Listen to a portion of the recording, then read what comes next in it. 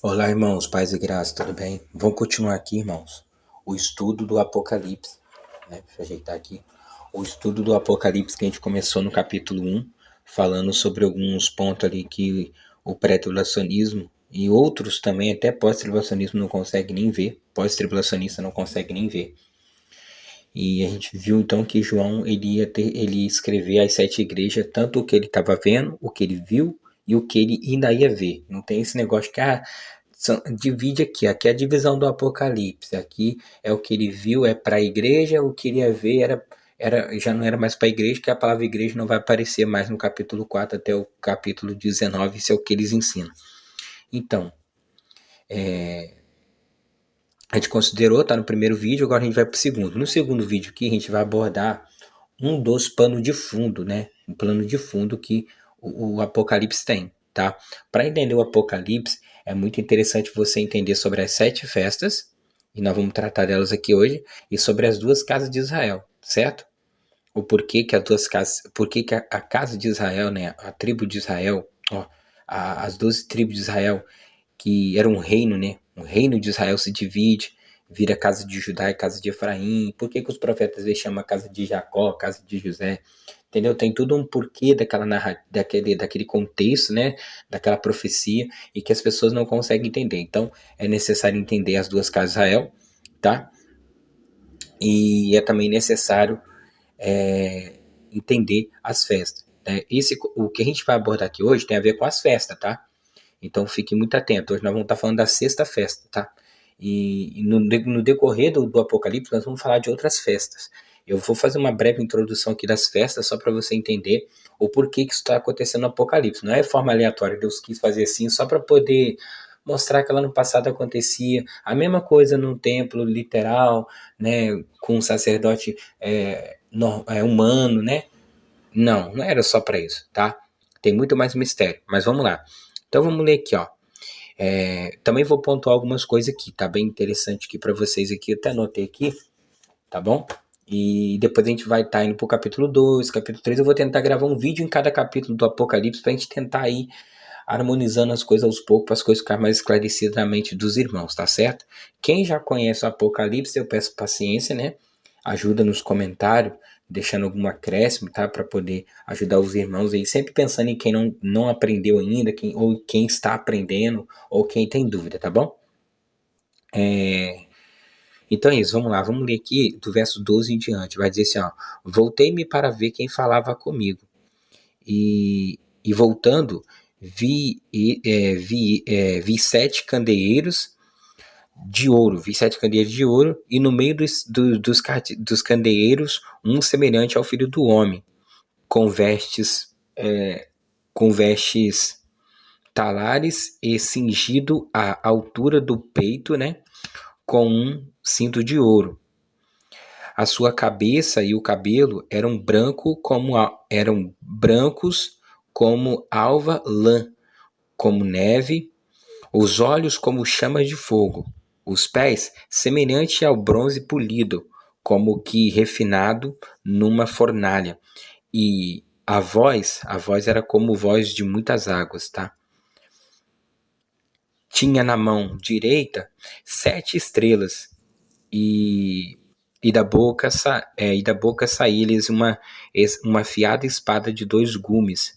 O seu rosto brilhava como o sol na sua força. Quando o vi, caí, caí a seus pés como morto. Porém, ele pôs sobre minha mão direita, dizendo: Não temas, eu sou o primeiro e o último, aquele que vive. Estive morto, mas eis que estou vivo pelos séculos dos séculos. E tenho a chave da morte e do inferno. Escreve, pois, as coisas que vistes, as que são e as que hão de acontecer depois dessas. Lembra que a gente falou sobre isso? Ó, quanto ao mistério das 7 estrelas que viste na minha mão direita e os 7 candeeiros de ouro, as 7 estrelas são os anjos das 7 igrejas, e os 7 candeeiros, né, o cartiçais, são as 7 igrejas. Ponto. O que eu quero abordar aqui? essa imagem que a gente está vendo, os 7 candeeiros, os anjos, né, de cada candeeiro, responsável por cada candeeiro, que no caso ali vai ser cada igreja, Éfeso, Esmirna, Tiatira, Pérgamos, Éfeso, falei, né, Filadélfia, Laodiceia, Sardes, tá bom?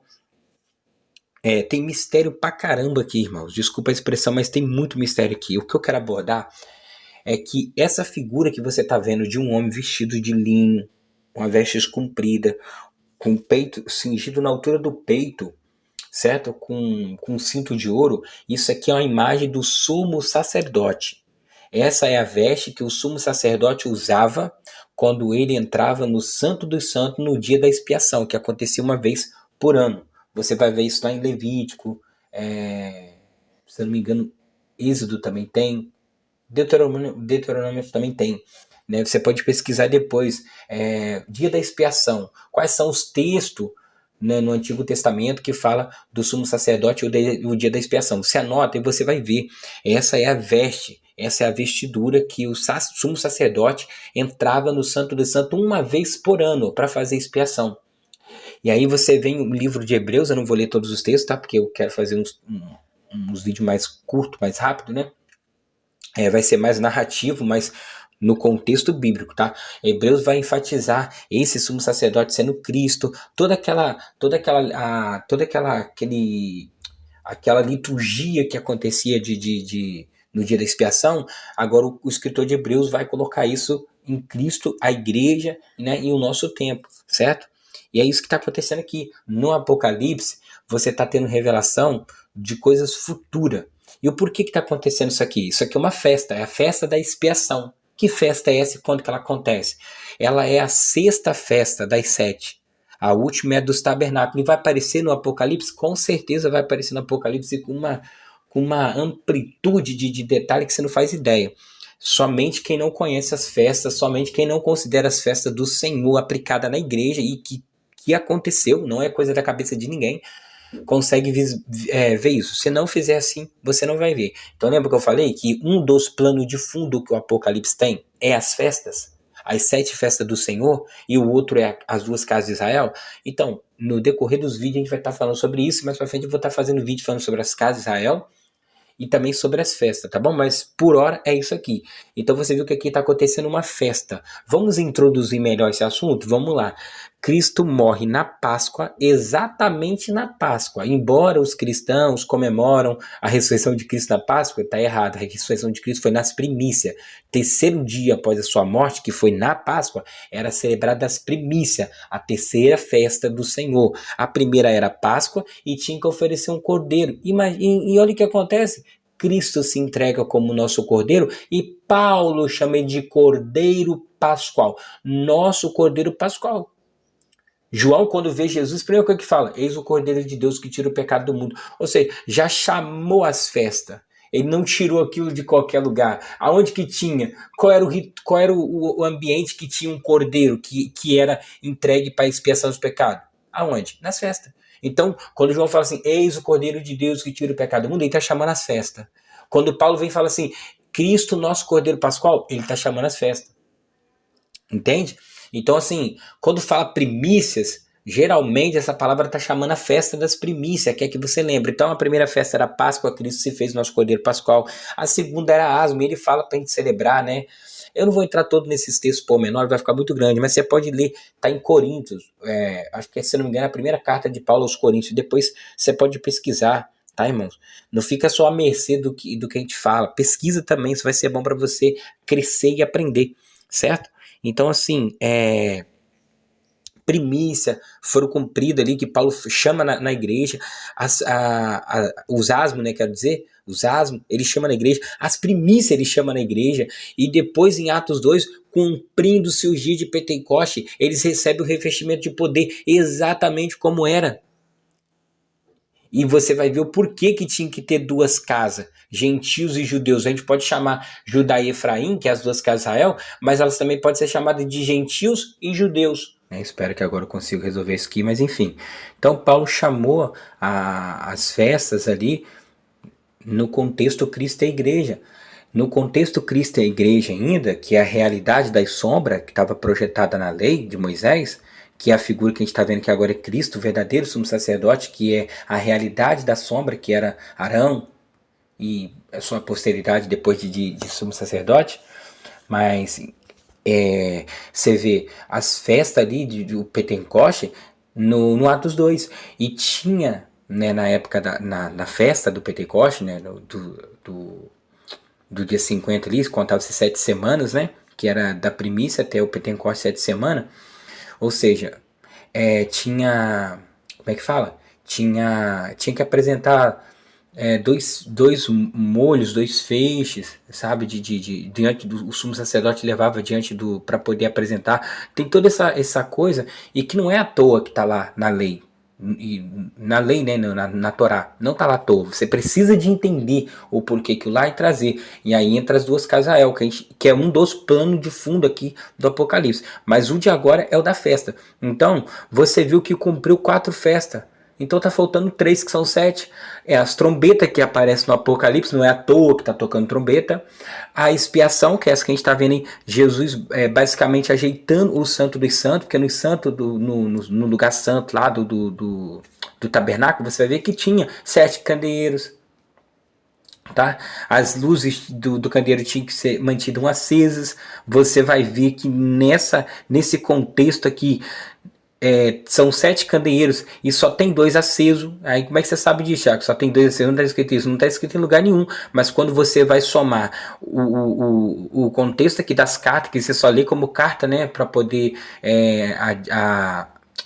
ensinar a igreja, e que não está errado, mas ela não é só isso, tá? Ela é um mistério que tá acontecendo, que começou aqui, entende? Então, você tá vendo o dia da expiação, ele chamando aqui o contexto do dia da expiação, depois ele vai trabalhar, sabe o quê? Os tabernáculos, as trombetas e os tabernáculos. Então ele vai ter esse paralelo, por isso que o Apocalipse parece que é um livro enigmático, né? Mas não é. Ele só não está numa cronologia exata. Ele tem intercalação de textos, onde ele fala da expiação, onde ele fala das trombetas, onde ele fala do tabernáculo. Fala da expiação, fala da trombeta, fala dos tabernáculos. Porque as 3 faltam aqui, as 3 únicas, as últimas festas que restam.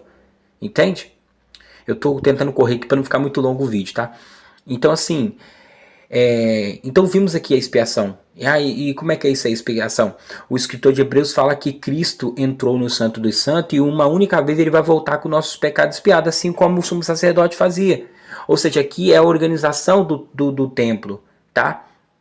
Então isso aqui é um dos planos de fundo do Apocalipse, que vai nos levar a entender esses como é que eu posso chamar? Esses relances que o Senhor faz de um capítulo para o outro, volta, vai, volta, e as pessoas ficam perdidas achando que são coisas sequenciais, e não são. Ele está falando das 3 últimas festas. O Apocalipse, ele tem 2 planos de fundo. Eu vou falar de novo, ele tem 2 planos de fundo principais, que é as 2 casas de Israel e as festas. Poderia até botar a transição das alianças, mas se você entender por si próprio as festas e as 2 casas de Israel, você já vai praticamente estar 70% a 80% de caminho andado para poder entender a transição das alianças, que também está presente aqui no Apocalipse. Mas não é assim o principal ainda. O principal aqui é as festas e as 2 casas de Israel, para você entender aquela questão dos 144 mil. Você vai precisar de entender isso, entendeu? E a gente vai chegar lá, tá bom? A gente vai avançando. Então,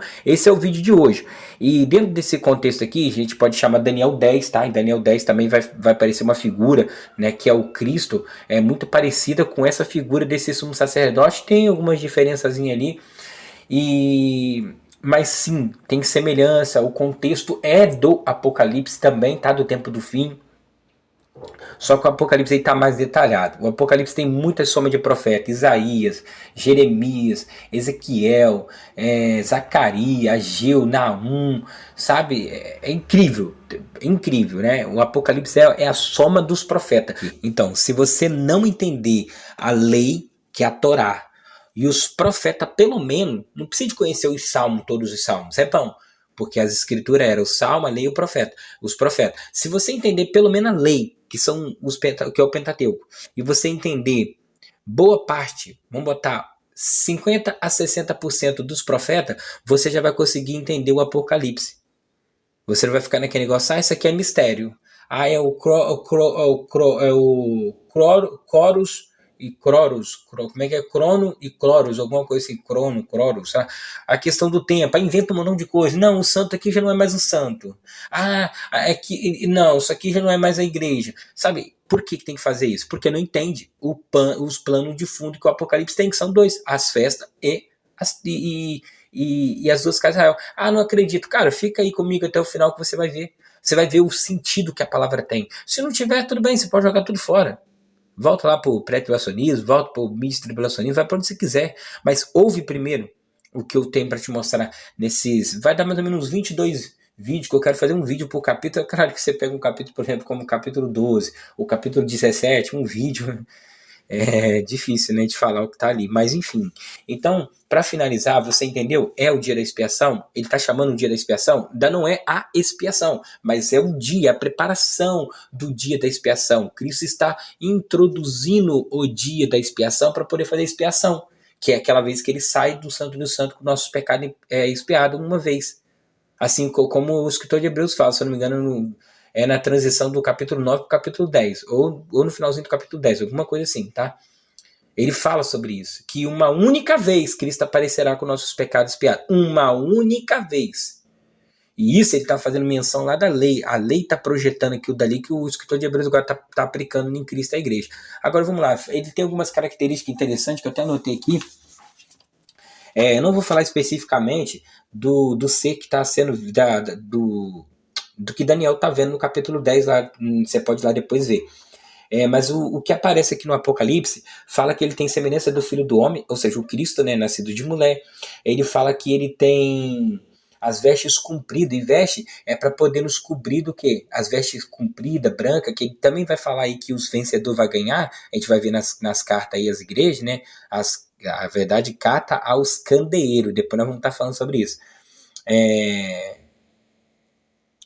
Você vai ver que as vestes servem para nos cobrir da nossa vergonha, ou seja, da nossa nudez, das nossas limitações humanas, né? Então Cristo nos providenciou isso, né? No caso essa roupa seria a salvação, seria a purificação, a santificação, tá? Aí fala que ele está cingido no peito com um cinto de ouro. Isso a gente pode levar em consideração a época dos braços, porque na figura de Daniel 10 fala que os braços e os pés era como latão reluzente ou como bronze polido, tá? Então os braços ali, que também tem esse paralelo com o cinto de ouro, é o quê? É os apóstolos, tá? Aí você já começa a ver o corpo de Cristo. Né? Então você estava vendo a cabeça ali, vê a cabeça, ele vai falar sobre a cabeça aqui, ó. A cabeça e o cabelo. A cabeça é Deus, o cabelo é Cristo, porque a palavra de Deus chama o cabelo de honra.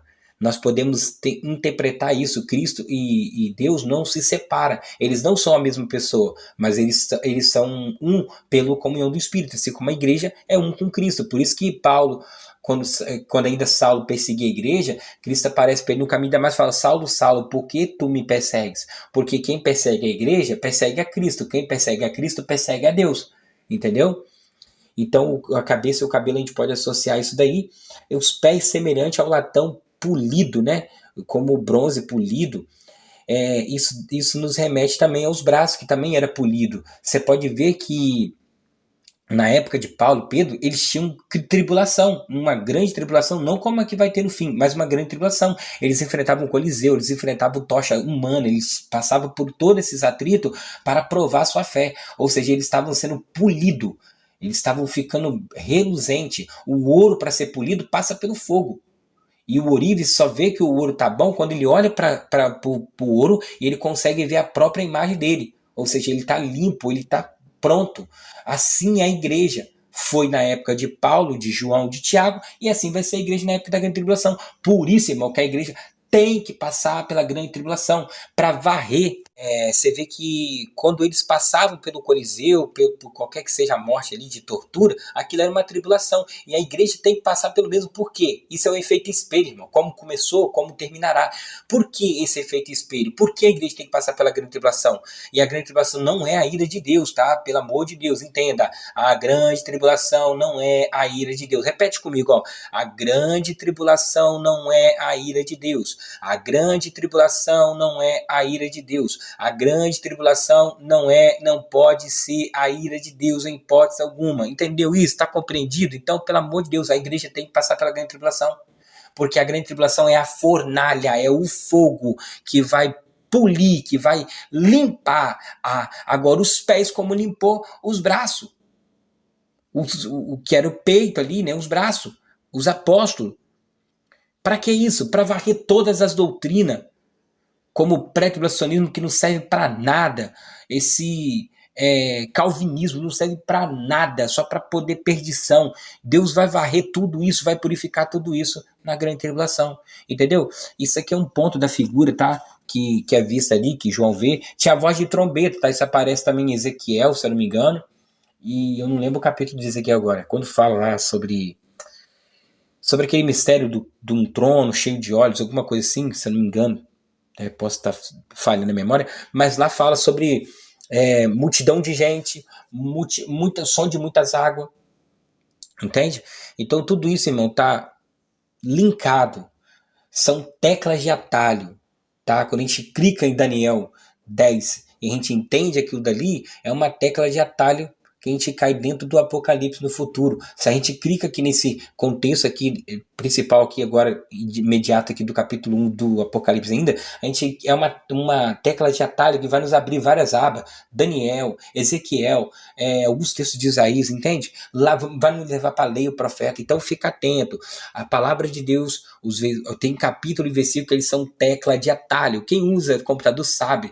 Você usa uma combinação de 2, 3 teclas, você consegue abrir uma aba que você precisaria de abrir uma aba, abrir outra, para depois você chegar onde você queria ali, você vai com 2 combinações de tecla, uma única tecla de atalho e você chega onde você ia chegar dando um montão de clique, entendeu?